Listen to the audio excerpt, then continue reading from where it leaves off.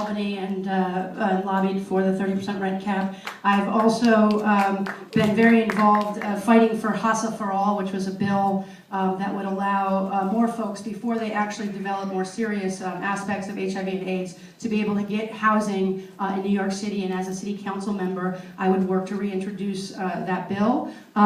Also, I think that as a civil rights attorney, I've been able to advocate for people who are living with HIV and AIDS and too often are mistreated and, in fact, discriminated in the workplace. So I've had clients who I've represented who are HIV positive, who were actually mistreated in the workplace and actually wrongfully terminated. And our firm was able to represent them to recover lost wages. So I'll continue to be an advocate to make sure that people are treated fairly. And I also think that we have to have a commitment to putting this as a priority for funding. And too often during this administration, we see cuts to funding services for HIV and AIDS. And we have to think about this in a long-term, bigger picture. In my mind, showing compassion, showing responsibility, and advocating for everybody within our community actually is not only the right thing to do, but it also saves money over the long term. If you think about the collateral costs to avoiding dealing with issues related to people's health. And finally, I don't need to remind you that St. Vincent's Hospital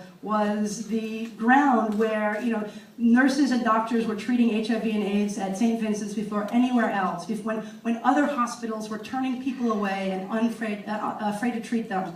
And we lost so much with the closing of St. Vincent's Hospital, an intricate network, a web of medical knowledge that we lost, and we need to really commit to restoring hospital services so that we can begin to rebuild that network of knowledge for this community, as Paul said, which is so, there are so many folks living with HIV and AIDS in Chelsea, the West Village, and Hell's Kitchen. Thank you.